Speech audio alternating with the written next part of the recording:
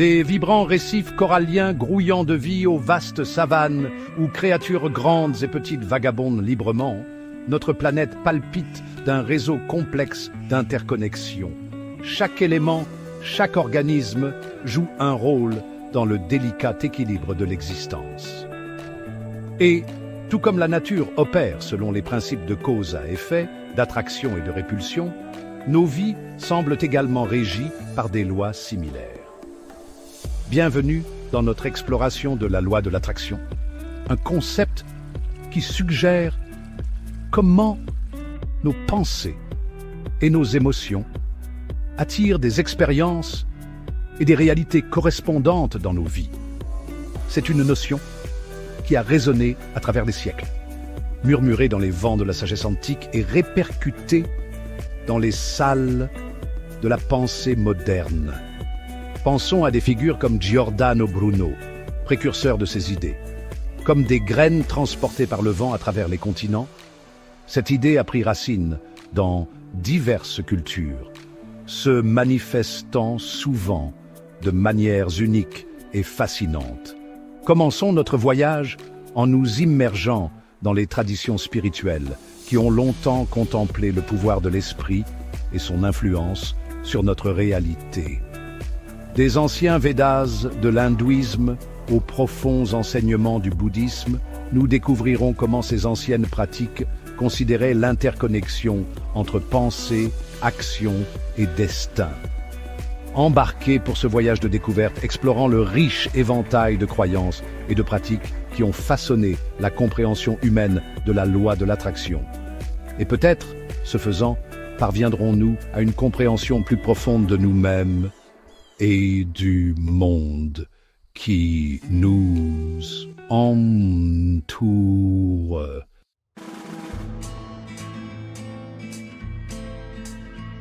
Dans le vibrant tableau de la spiritualité indienne, l'hindouisme se dresse comme un témoignage de la puissance durable de l'ancienne sagesse.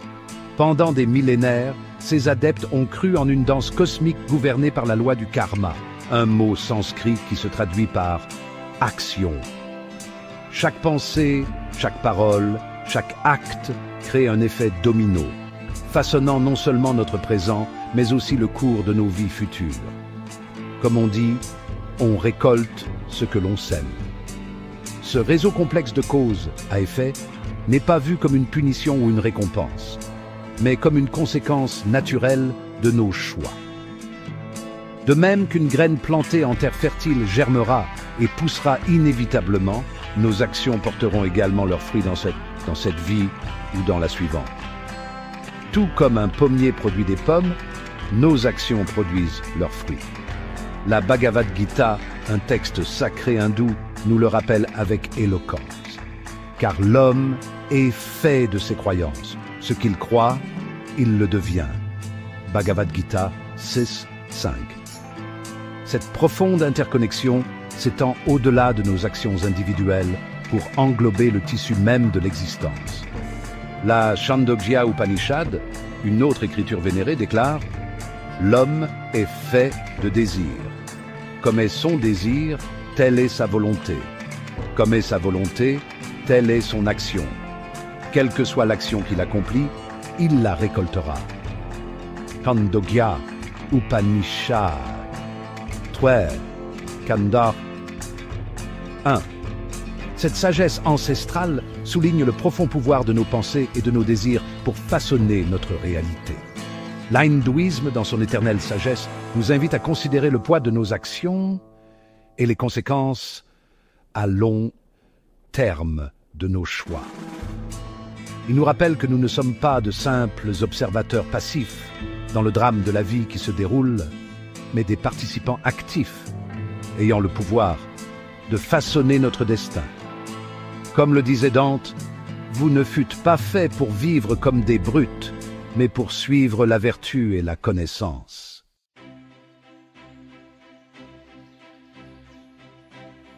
Au cœur de la compréhension hindoue de la loi de l'attraction se trouve le concept de sankalpa, souvent traduit par résolution ou intention. C'est la graine du désir plantée dans le terrain fertile de l'esprit. infusé du pouvoir de se manifester dans le monde physique. Pensez à la façon dont une petite graine de basilic, si chère à la tradition italienne, peut donner vie à une plante luxuriante.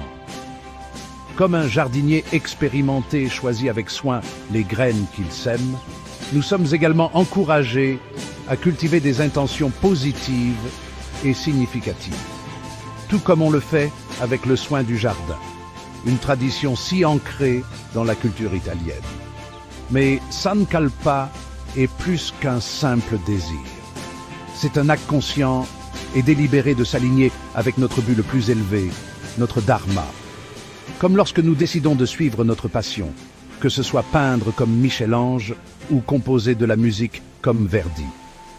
Dharma, un terme complexe souvent traduit par devoir, vertu ou droiture, englobe les qualités et les actions intrinsèques qui sont en harmonie avec l'ordre cosmique. Un peu comme le respect de la famille et des traditions, valeurs fondamentales de la culture italienne. Lorsque nos pensées, paroles et actions sont alignées avec notre dharma, nous créons une puissante synergie, attirant des expériences et des opportunités qui résonnent avec notre vraie nature. C'est comme lorsqu'on dit « on récolte ce que l'on sème ». Comme un fleuve qui coule sans effort vers la mer, la vie devient un voyage de manifestation sans effort lorsque nous sommes en harmonie avec notre but. Pensez au Pô, qui coule majestueusement à travers l'Italie, trouvant son chemin vers la mer. L'hindouisme, à travers ses profondes réflexions sur le karma, le sankalpa et le dharma, offre une carte intemporelle pour naviguer dans la danse complexe de la vie. Il nous rappelle que nous ne sommes pas simplement à la merci des forces extérieures, mais que nous possédons en nous le pouvoir de façonner notre réalité par la pensée consciente, l'intention et l'action. Tout comme les artisans italiens qui, de leurs mains, transforment la matière en œuvre d'art.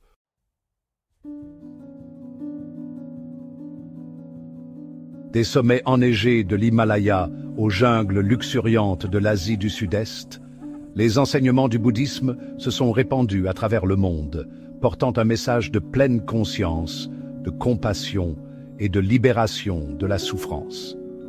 Au cœur de cette ancienne tradition réside la compréhension que nos esprits sont des outils puissants, capables de créer à la fois la joie et la douleur. Le Bouddha, Siddhartha Gautama, a enseigné que nos pensées sont comme des graines et nos esprits comme des champs fertiles.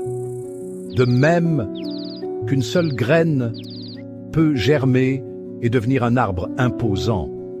De la même manière, une seule pensée peut s'enraciner dans nos esprits et façonner toute notre expérience de la réalité. Il a prononcé la célèbre phrase « Nous sommes ce que nous pensons ». Tout ce que nous sommes naît de nos pensées. Avec nos pensées, nous façonnons le monde. Cette profonde vision est au cœur des enseignements bouddhistes sur la loi de l'attraction. En prenant conscience de nos pensées, nous obtenons le pouvoir de choisir lesquelles nourrir et lesquelles laisser aller. Grâce à la pratique de la pleine conscience, nous apprenons à observer nos pensées et nos émotions sans jugement, cultivant un état de conscience tranquille qui nous permet de prendre des décisions conscientes. Cette maîtrise de l'esprit ne consiste pas à réprimer ou à nier nos pensées, mais à développer une relation bienveillante et perspicace avec elles. Comme un archer expérimenté vise attentivement sa flèche, nous pouvons apprendre à diriger nos pensées avec précision et intention, créant la réalité que nous souhaitons vivre.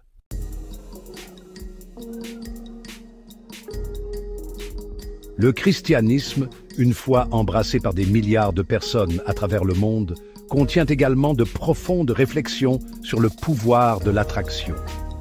Un concept central est celui de la foi, une conviction inébranlable en l'invisible. Tout comme un agriculteur sème ses graines avec l'espoir d'une récolte future, le christianisme souligne aussi le principe de récolter ce que l'on sème.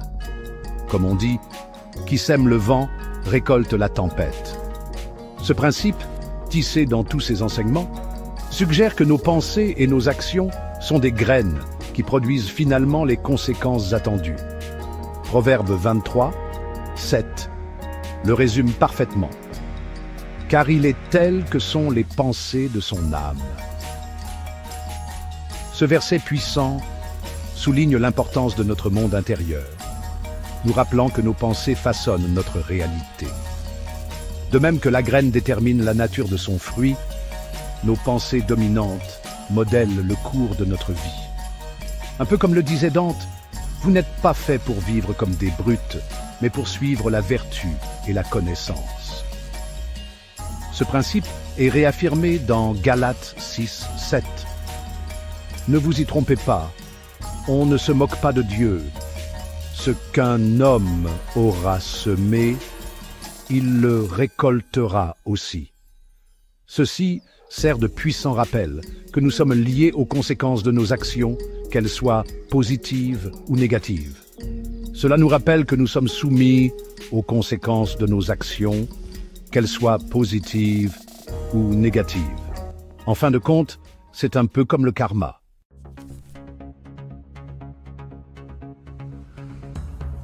L'Évangile selon Marc illustre davantage le lien profond entre la foi et la manifestation dans les paroles de Jésus. En vérité, je vous le dis, si quelqu'un prie et croit qu'il a déjà reçu ce qu'il demande, cela lui sera accordé. Ce passage englobe l'essence de la loi de l'attraction dans un contexte chrétien, soulignant le pouvoir transformateur d'une foi inébranlable. Lorsque nos convictions s'alignent avec nos désirs et que nous nous approchons du divin avec une confiance inébranlable, nous nous ouvrons à recevoir les bénédictions que nous recherchons. Le pouvoir de la parole est un autre thème récurrent dans le christianisme. Dès le commencement, dans le livre de la Genèse, nous voyons que Dieu a créé le monde par la parole. Cet acte divin de création sert de puissant archétype pour le potentiel créatif qui réside en chacun de nous. Nos paroles, imprégnées de foi et d'intention, possèdent une fréquence vibratoire qui résonne avec l'univers. Tout comme une graine porte en elle le projet d'un puissant chêne, nos paroles portent en elles le potentiel de façonner notre réalité. En alignant nos paroles avec nos désirs les plus profonds et en les prononçant avec conviction, nous exploitons ce pouvoir créatif et mettons en marche le processus de manifestation.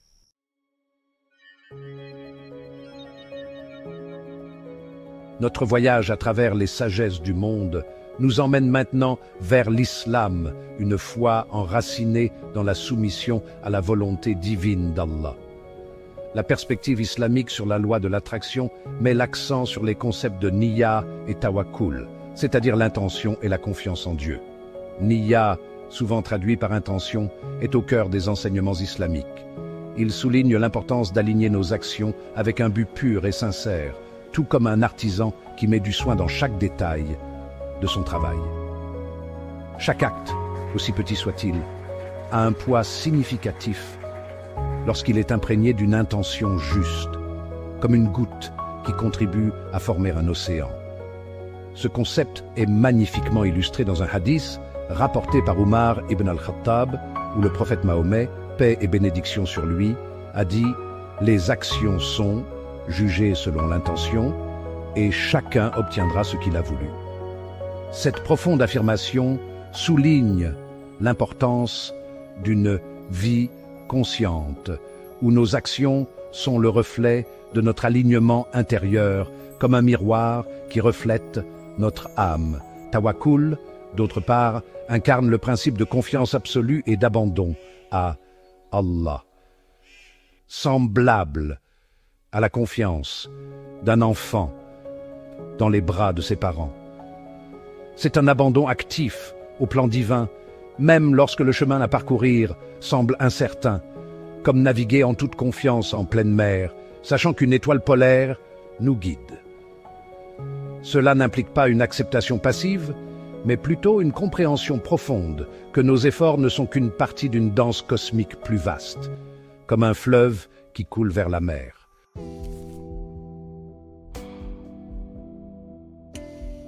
Dans la sourate Al-Baqarah, verset 286, le Coran déclare « Allah n'impose à aucune âme une charge supérieure à sa capacité ». Ce verset offre réconfort et tranquillité, nous rappelant que nous sommes soutenus par une puissance supérieure à nous-mêmes. Comme un enfant dans les bras de sa mère, nous trouvons la sécurité dans la foi. Notre capacité à manifester ne dépend pas uniquement de notre force limitée, mais est amplifiée par notre connexion avec le divin. C'est comme puiser dans l'énergie inépuisable d'une source. Cet abandon à la volonté divine ne signifie pas renoncer à nos rêves, mais aligner nos désirs avec le bien suprême. Comme un fleuve qui trouve son chemin vers la mer, nous trouvons aussi notre voie vers l'accomplissement. Lorsque nos intentions sont pures, nos efforts sincères et notre confiance en Allah inébranlable, nous nous ouvrons à recevoir des bénédictions qui dépassent notre imagination. Comme un champ de blé qui mûrit au soleil, nous prospérons sous la grâce divine. Il est important de rappeler que, bien que la loi de l'attraction souligne le pouvoir de nos pensées et de nos convictions, la perspective islamique nous rappelle qu'en fin de compte, c'est Allah le Créateur et celui qui exauce les vœux. Comme Dante s'est confié à Virgile, nous nous en remettons à la guidance divine. Notre rôle est de nous engager avec sincérité et de laisser le résultat à la sagesse divine. Comme Michel-Ange s'est dévoué à son art, nous nous consacrons à notre chemin. Cette compréhension favorise un sentiment d'humilité et de gratitude, reconnaissant que nous faisons partie d'un ordre cosmique plus grand. Nous sommes comme les tesselles d'une mosaïque, chacun a sa place dans le grand dessin. En nous abandonnant à la volonté divine, nous accédons à un pouvoir qui transcende notre compréhension limitée et nous ouvrons à recevoir les bénédictions qui nous sont destinées. Comme des navigateurs qui suivent l'étoile polaire, nous trouvons notre direction dans la foi.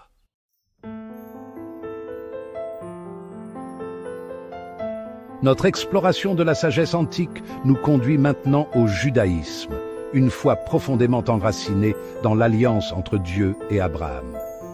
Un concept central dans la compréhension juive de la manifestation est l'émouna, souvent traduit par foi ou croyance. Cependant, l'émouna est plus qu'une simple acceptation intellectuelle. C'est une confiance profonde dans le plan de Dieu et une foi inébranlable en ses promesses, tout comme celle que grand-mère avait pour son saint patron. Cette confiance n'est pas passive, c'est une participation active à la vie, un engagement à vivre selon la volonté de Dieu, telle qu'exprimée à travers la Torah et les mitzvot, les commandements. Un peu comme lorsque l'on s'engage à préparer un plat élaboré en suivant scrupuleusement la recette de grand-mère. Cette foi active est le terreau fertile d'où nos désirs peuvent se manifester, comme une graine plantée avec soin qui éclot ensuite en une magnifique fleur. Le pouvoir des mots, en particulier des mots hébreux, est également très important dans le mysticisme juif. Pensez à la force des mots d'un poète comme Victor Hugo. L'acte de parler est considéré comme une force créatrice, un écho de l'acte divin de la création décrit dans la Genèse. Ce concept est profondément ancré dans la Kabbale, la tradition mystique juive qui explore les significations cachées et le pouvoir des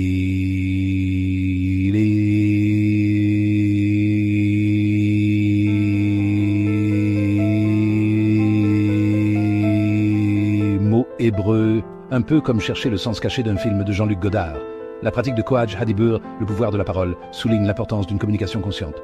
Nos paroles, imprégnées d'intention et prononcées avec conscience, peuvent avoir un profond impact sur notre réalité et sur le monde qui nous entoure, comme un grand orateur qui sait captiver son auditoire.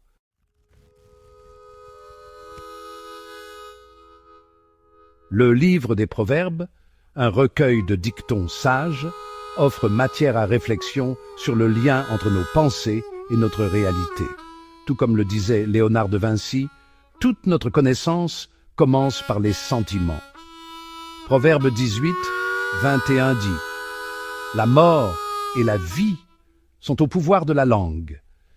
Quiconque l'aime en mangera les fruits. » On retrouve un concept similaire dans la culture populaire française avec l'expression « qui sème le vent récolte la tempête ». Ce verset puissant souligne le potentiel créatif et destructeur de nos paroles. En choisissant de nous concentrer sur le positif, en prononçant des paroles de bénédiction et d'encouragement, nous cultivons un environnement propice à la croissance et à la manifestation. Comme on dit aux âmes bien nées, la valeur n'attend point le nombre des années. Même si ce n'est pas exactement la même idée, cela illustre l'importance des bonnes paroles. Au contraire, la négativité et les paroles blessantes peuvent créer des obstacles et entraver notre progrès. Il ne faut pas cracher dans le puits où l'on boit, dit un vieux proverbe. Dans les Pirkei Avot, un recueil d'enseignements éthiques de la tradition rabbinique, nous trouvons la sagesse suivante. Rabbi Akiva a dit « Tout est prévu, mais le libre arbitre est donné ». Pirkei Avot 3, 15. Cette affirmation profonde résume le délicat équilibre entre la providence divine et l'action humaine. Un peu comme le concept de destin dans la culture française qui s'entrelace avec les choix individuels. Bien qu'en fin de compte nous soyons responsables de nos choix et de nos actions, nous reconnaissons également qu'un plan plus vaste est à l'œuvre. Cette compréhension favorise un sentiment d'humilité et nous encourage à nous en remettre à la sagesse de l'univers, confiants dans le fait que nous sommes guidés et soutenus sur notre chemin. Comme Dante Alighieri l'a écrit dans la Divine Comédie, « Vous qui entrez ici, abandonnez toute espérance », une invitation à accepter le destin et à se confier à une puissance supérieure.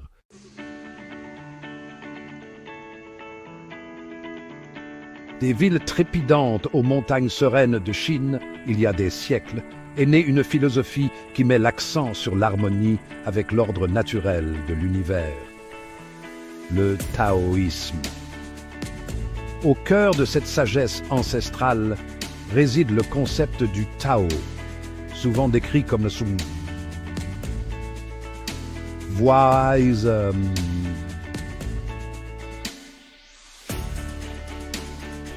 Koko Guriram. Il représente le principe fondamental qui régit le cosmos, une force invisible qui propulse le flux et le reflux de toute chose. Imaginez une rivière, ses eaux serpentant à travers le paysage, contournant sans effort les obstacles sur son chemin. Le Tao, comme la rivière, nous invite à nous mouvoir avec les courants de la vie, à accepter le changement et à nous adapter aux circonstances en constante évolution qui nous entourent. Il ne s'agit pas d'une acceptation passive, mais d'un alignement conscient avec l'ordre naturel. Tel un arbre qui plie sous le vent, restant enraciné mais flexible, le taoïsme nous encourage à trouver notre force intérieure face aux défis de la vie, tout comme le ferait un olivier centenaire pendant une tempête. En nous alignant avec le Tao, nous accédons à une source de sagesse et de résilience, nous permettant de naviguer dans les complexités de la vie avec grâce et aisance. Comme le dit le proverbe, rien ne sert de courir, il faut partir à point. C'est dans cette danse harmonieuse avec l'univers que nous découvrons la véritable paix et l'épanouissement. Cette philosophie ancienne nous rappelle qu'imposer notre volonté au monde conduit souvent à la résistance et à la lutte, comme vouloir vider la mer avec une petite cuillère. Au lieu de cela, en comprenant et en nous alignant avec le flux naturel du Tao, nous pouvons atteindre nos objectifs sans effort, telle une feuille qui flotte sur la rivière, guidée par le courant.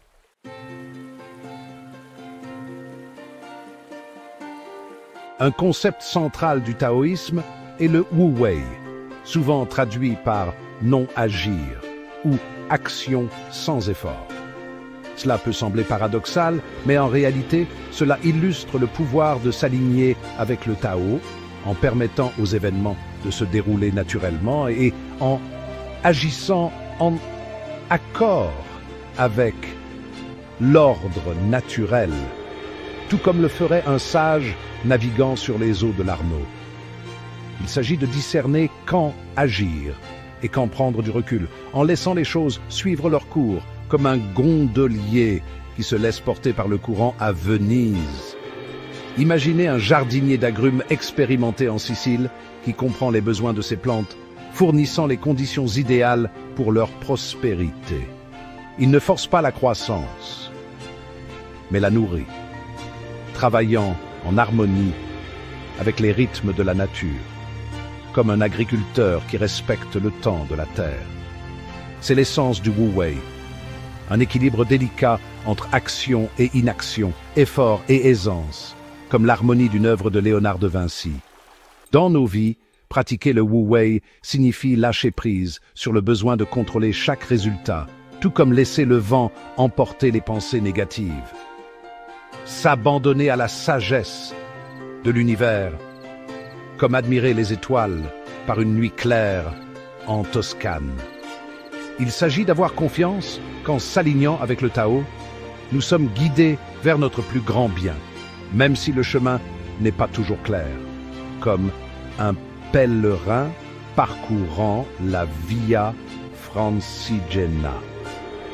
Cela ne signifie pas rester passif face aux défis. Au contraire, cela nous encourage à agir avec intention, clarté et une profonde compréhension de l'interconnexion de toute chose comme un point, ma maître, artisan, créant une œuvre d'art. En embrassant le Wu Wei, nous accédons à une source de sagesse qui nous permet de naviguer dans les complexités de la vie avec grâce, efficacité et une sensation de fluidité naturelle, comme naviguer sur les vagues de la mer avec la maîtrise d'un ancien marin.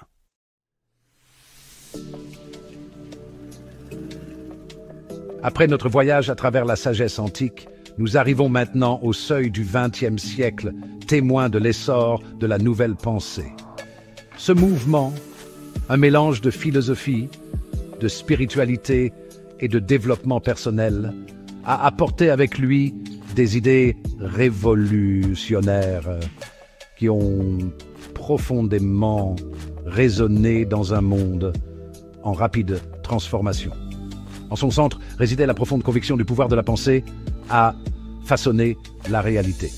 Des pionniers comme Wallace Wattles, dans son œuvre fondamentale, La science de devenir riche, ont mis l'accent sur le potentiel créatif de l'esprit.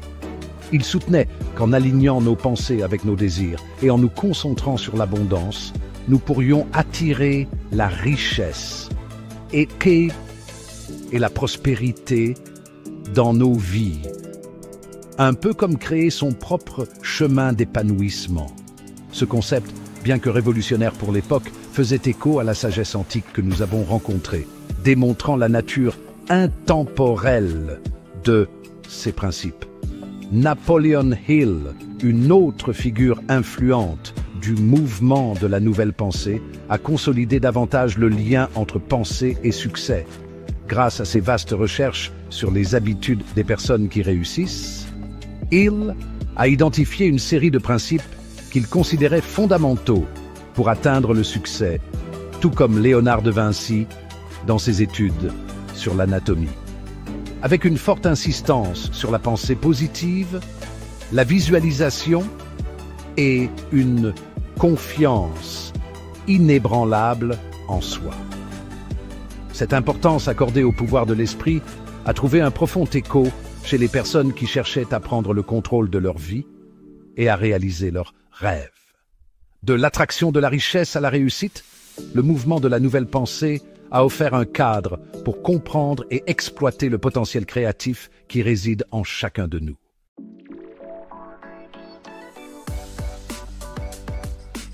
Un concept central de la nouvelle pensée et de ses interprétations modernes est celui de la manifestation, la capacité de concrétiser nos désirs grâce au pouvoir de la pensée, de la conviction et de l'intention focalisée.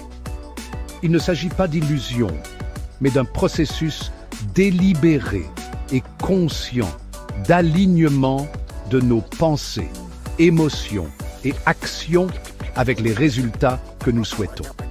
C'est comme préparer un bon plat de pâtes à la carbonara.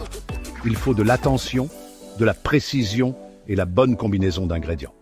Un des outils clés de ce processus est la visualisation, la pratique consistant à créer une image mentale claire et précise de nos objectifs comme s'ils étaient déjà atteints. Imaginez Michel-Ange visualisant le David avant même de toucher le marbre. En pratiquant cela régulièrement, nous imprimons ces images dans notre subconscient, influençant nos pensées, nos convictions et, en fin de compte, nos actions, nous guidant vers la réalisation de nos aspirations. Rhonda Byrne, dans son best-seller « Le secret », a présenté le concept de la loi de l'attraction à un public mondial. Elle a présenté un cadre simplifié pour la manifestation, soulignant l'importance de la gratitude, de la pensée positive et de visualiser nos désirs comme s'ils étaient déjà réalité. Un peu comme faire une liste au Père Noël, mais avec conscience et engagement actif. Cette approche accessible a rencontré un vif succès, captant l'attention de millions de personnes, suscitant un regain d'intérêt pour le pouvoir de l'esprit à façonner la réalité.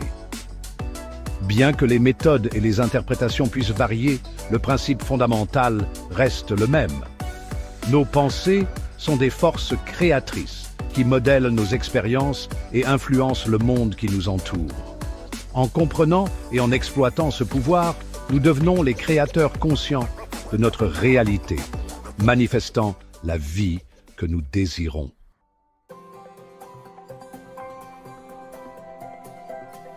Des anciens enseignements de l'hindouisme, du bouddhisme, du christianisme, de l'islam, du judaïsme et du taoïsme jusqu'aux principes modernes de la nouvelle pensée, nous avons voyagé à travers différentes cultures et philosophies, découvrant un fil conducteur, le profond pouvoir de nos pensées et de nos intentions pour façonner notre réalité.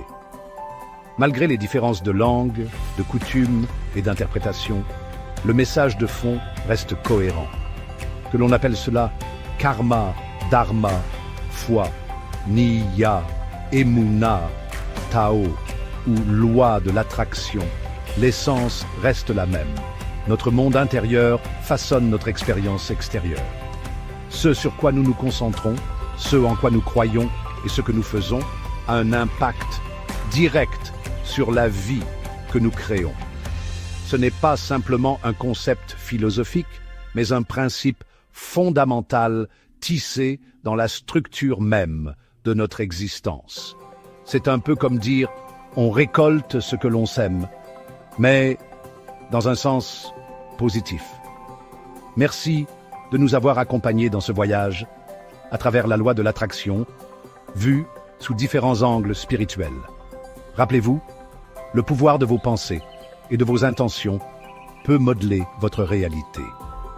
À la prochaine, restez positif et continuez à attirer la vie que vous désirez.